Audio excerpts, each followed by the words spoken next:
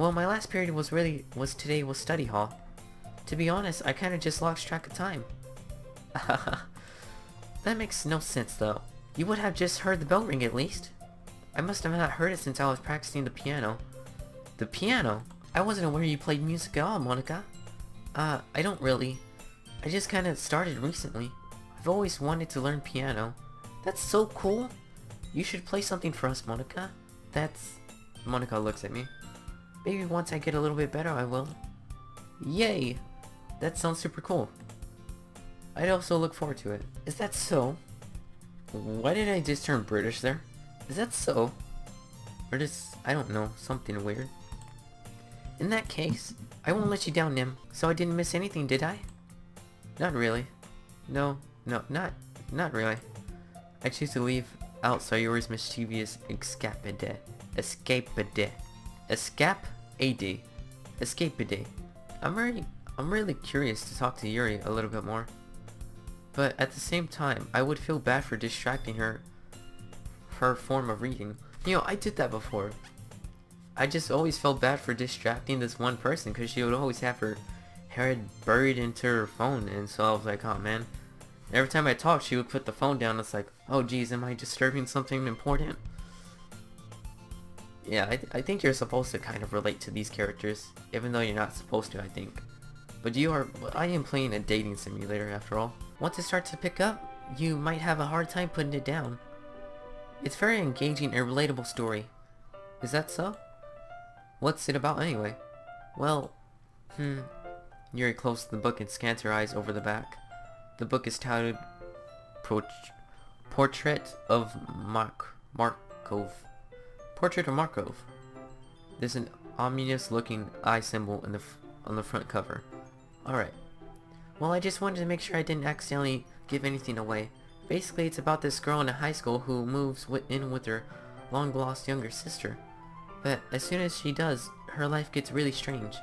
She gets targeted by these people who escape from a human experiment prison. While after her life is in danger, she needs to desperately choose who to trust. I'm gonna go get water. Frick this. No matter what she does, she always ends up destroying most of her relationships, and her life starts to fall apart. That's kind of dark, isn't it? Yuri made it sound like it was gonna be a nice story. It's so dark it came out of nowhere. Yuri gently giggles all of a sudden. Are you not a fan of that sort of thing, Nim? No, it's not that. I mean, I can definitely enjoy those kinds of stories, so don't worry. I hope so. Yeah, so I totally forgot that Yuri's into those things. She's like emo. But emo kids don't like being called emo, so she's a very dark person, I guess. She's so shy and reclusive on the outside, but her mind seems to be completely different. It's just those kind of stories. They challenge you to look at life informed in a different They challenge you to look at life from a new strange perspective.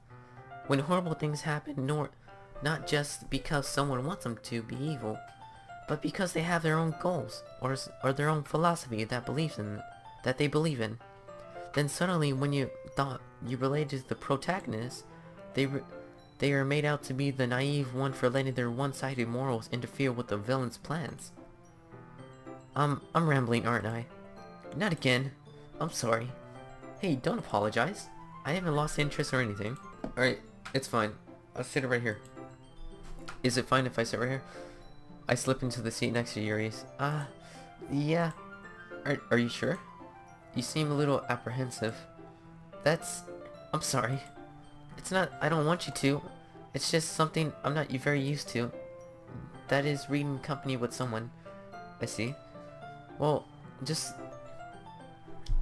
tell me if I end up distracting you or anything. Alright. I open the book and start the prologue. I soon understand that what Yuri means about reading in company. It's as if I can feel her pressure over my shoulder as I read. Dude, I kind of feel that too. Whenever reading out loud, I feel like, oh man, I gotta get through this fast, or otherwise I'm gonna mess up. And you know, and I end up speaking louder than most people and speaking kind of clear, but then I do kind of mess up towards the end because I'm like, I'm almost finished, let's hurry this up. But you get the point. Isn't that kind of like an introvert trait or something? It's not particularly a bad thing. Maybe just a little distracting, but the feeling is somewhat comforting. Yuri's in the corner of my eye. I realize that she's not actually looking at her own book. I glance over. It looks like she's reading my book instead. Sorry. I was just... Yuri, you apologize a lot, don't you? I do? I don't really mean to. Sorry. I mean... Here, this should work, right? I slide my desk up against Yuri's and then hold my book more between the two of them. Here. Oh geez, a new perspective this time. Yuri, I really like the art style. Meaning, you know, just how like everything looks. I wish I could draw like this. Are you ready? To turn the page. Oh, sorry. I think I got a little distracted for a second. I glance over at Yuri's face again, and our eyes met. Oh, her eyes are they're this way now. That looks like a creeper. I'm sorry. I don't know if I'll be able to keep up with her. That's okay. You're not used to reading, right? I don't mind being patient if it takes you a bit longer. It's probably the least I can do, since you've been so patient with me. I don't like when people do that. Meaning they're so kind to me to the point where I'm like, crap, I'm taking up so much of their precious time. Like, I'm taking up so much of their precious time by me being slow at reading because I suck. What is this? I should get better at reading, and so I never do get better. I just always end up the same, like, oh man, people are always waiting on me. Why is this? They're better than me. Frick! Anyways, that's the end of my story. Yeah. Thanks. We continue reading. Yuri's no longer ask me if I'm ready to turn the page. Instead, I just assume that she finishes the page before me, so I turn it by my own volition. We continue the first chapter in silence. Even so, turning the page almost feels like an intimidate exchange. You should read. Well, we're gonna read with Yuri first, obviously, because we were already reading with her. Do you like it? How did you pick up on this so quickly? Just yesterday I was telling you the kind of techniques worth practicing. Maybe that's why. You did a good job explaining. I really wanted to try giving it more imagery. Do you want to share your poem you wrote today? Yeah, I do. And if it's with you... the raccoon. It happened in the dead of night while I was slicing bread for a guilty snack.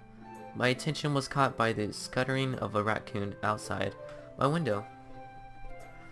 That was, I believe, the first time I noticed my strange tendencies as an ordinary human. I gave the raccoon a piece of my bread, my subconscious well aware of my consequences, well aware that a raccoon that is fed will always come back for more. That is very true. The exciting beauty of my cutting knife was the symptom. The bread, my hungry curiosity, the raccoon, an urge. The moon accentuates its face and reflects that much wave of light off my cutting knife. The very same light that glistens in the eyes of my raccoon friend. I slice the bread fresh and soft. The raccoon becomes excited, and perhaps I'm merely projecting my emotions onto the newly satisfied animal. The raccoon has taken to following me. You could say that we've gotten quite used to each other. The raccoon becomes hungry more and more frequently, so my bread is always handy. Every time I brandish my cutting knife, the raccoon slowly shows me its excitement. A rush of blood. Classic Pavlovian conditioning. I slice the bread and I feed myself once again. I feed myself again. So I'm guessing the raccoon is her. She is kind of showing the things. She's kind of showing traits of a raccoon, and every time she cuts off a piece of bread, it's her midnight snack, and so she's eating bread and bread more.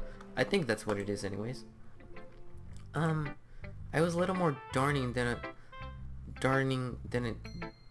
with this one than yesterday's. I can see that. It's a lot more metaphorical. I don't know if it's my fault, but I can't begin to imagine what this poem's about. That's right. It's a bit more closer to my preferred writing style.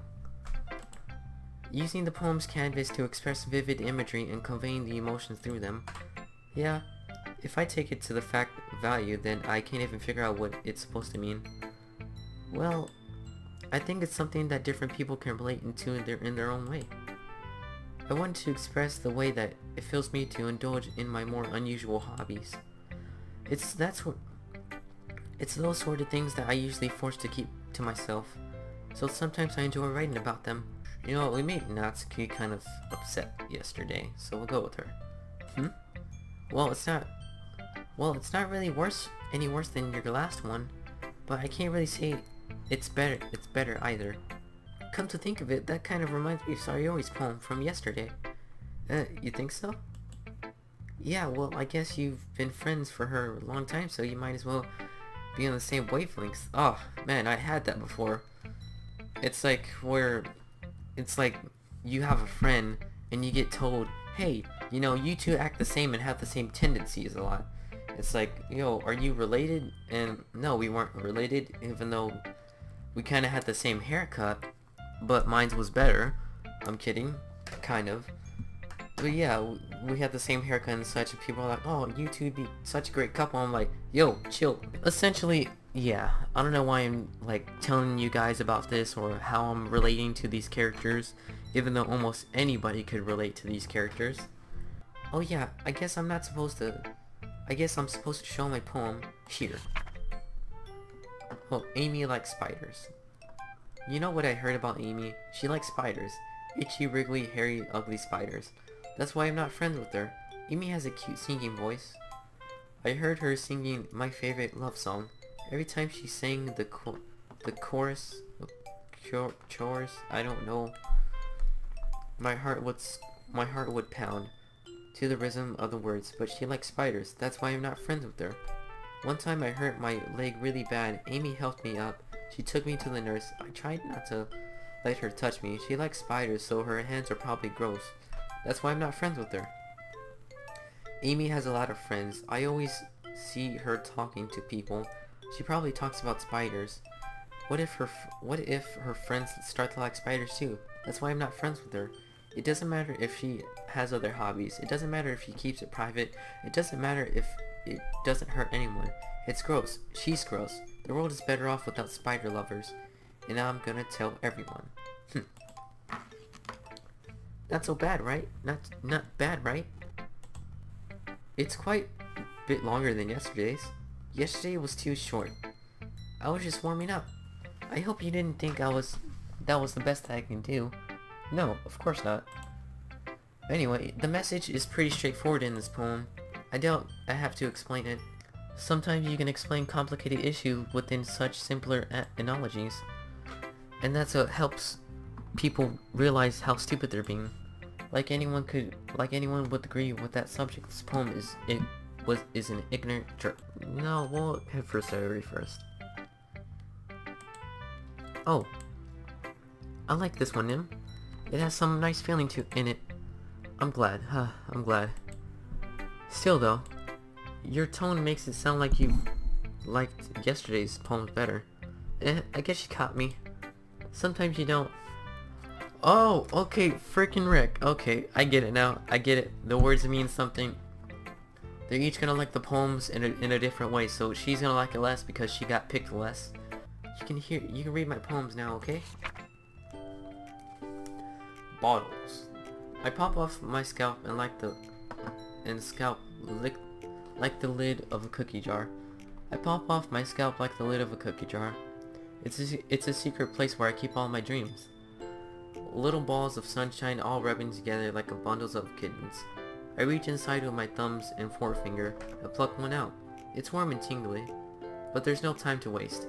I put it in the bottle to keep it safe, and I put the bottle on the shelf with all the other bottles. Happy thoughts in a bottle, and all in a row. My collection makes me a lot of friends. Each bottle a starlight to make amends. Sometimes my friend feels a certain way. Down comes the bottle to save the day. Night after night, more dreams, friends after friend, and more bottles. Deeper and deeper my fingers go, like exploring a dark cave, discovering the secrets hiding in the nooks and crannies. Digging and digging, scraping and scraping, I blow the dust off the caps. It doesn't feel like time elapse.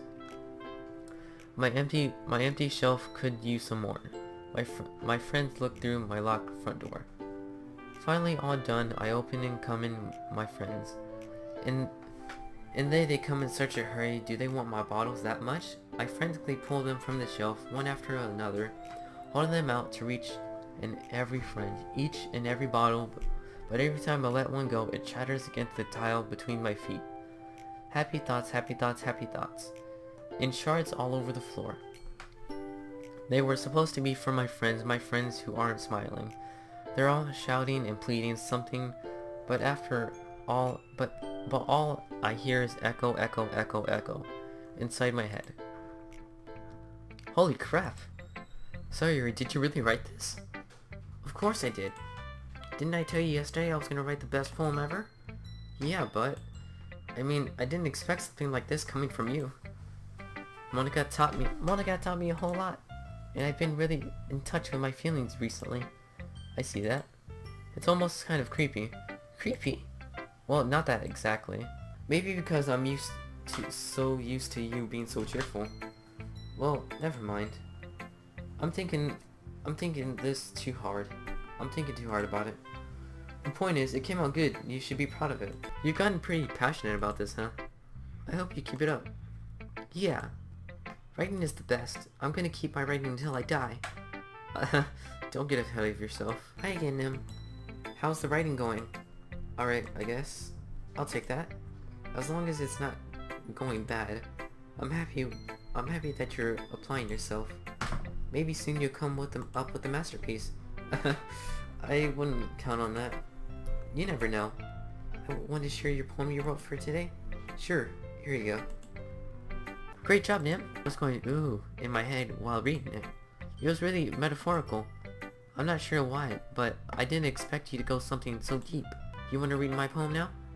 I like the way this one turned out, so I hope you do too. Alright, let's take a look. Save me. The colors, they won't stop. Bright, beautiful colors, flashing and expanding, piercing. Red, green, blue, an endless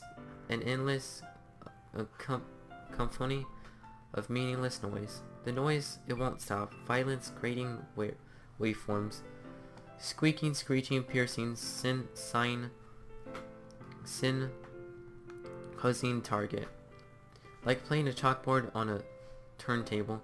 Like playing a violin on a pizza crust. An endless poem of meaningless. Load me? Huh?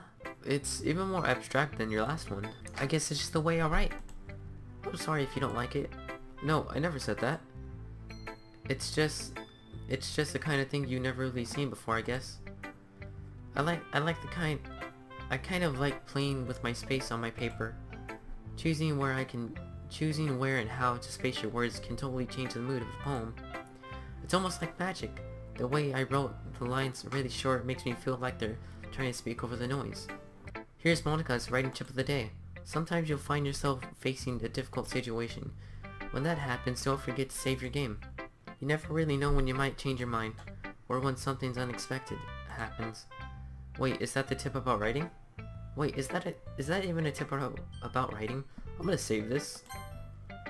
Yeah, we'll save it in this empty slot. Return. What am I even talking about? Well, that's my advice for the day. Thanks for listening. Heard about it. We're going to be performing. Performing? Monica? Yeah, we're all going to be having a poetry performance. Each of us are going to choose a poem to recite during the event. But the cool part is we're also going to let anyone else come up and recite their own poems too. So we're just putting it all on the posters in case anyone prepared ahead of time. Sorry who's been coloring a poster holds it up for us to see. Are you kidding me, Monica? You didn't You didn't just already put something in those posters up, did you? Well, I did. Do you really think it's that bad of an idea? Well, no. No, it's not a bad idea, but I didn't sign up for this, you know? There's no way I'm going to be performing in front of a group of people like that. I agree with Natsuki. I could never in my life do something like that. Imagining Yuri shakes her head in fear. Guys! No, Sayuri, I understand where they're coming from. Remember that Natsuki and Yuri had never shared the poems with anyone until just a couple of days ago? It's a lot to ask for them to recite their poems out loud to a whole lot of room full of people. I guess that's kind of overlooked that. I'm sorry. But I still think we should give it our best. We're the only ones responsible for the fate of this club. If we start the event and each put on a good performance, then it will inspire others to do the same. The more people who perform, the better we'll be able to show everyone what the Literature Club is all about. I agree. I don't think it's too much to ask. I think Sayori and Monica have been really trying hard to get new members. That's the least we can do is help them out a little bit. Well, maybe, but it looks like Natsuki doesn't have any arguments left. Okay, fine. I guess I'll just have to get it over with then. Alright. Phew. Thanks, Natsuki. What about you, Yuri? Yuri dejectedly glances around at everyone else's acceptant faces. I guess I really have no choice. Aha, that's everyone. You're the best, Yuri. This club is seriously going to be the death of me. Oh gosh. You'll be fine, Yuri. But anyway, let's move on to the main event. I want each of you to choose a poem of yours. We're going to practice reciting them in front of each other. No way! Monica, this is too sudden. Well, if you can't recite your poem in front of the club, how do you expect to do it in front of strangers? Oh no. Don't worry. I'll start off with help everyone feel a little more comfortable. Can I go next? Aha, of course. Now let's see. Monica flips through her notebook to the specific poem she has in her mind in herself. Then she stands up at the podium. Title of this poem is The Way They Fly. Ahem. I feel like we should save right here. And yeah. So this will be it for this episode. I hope you enjoyed my terrible reading in a girl's voice and in my own voice, to be in fact, and reading in general. Yeah, goodbye guys.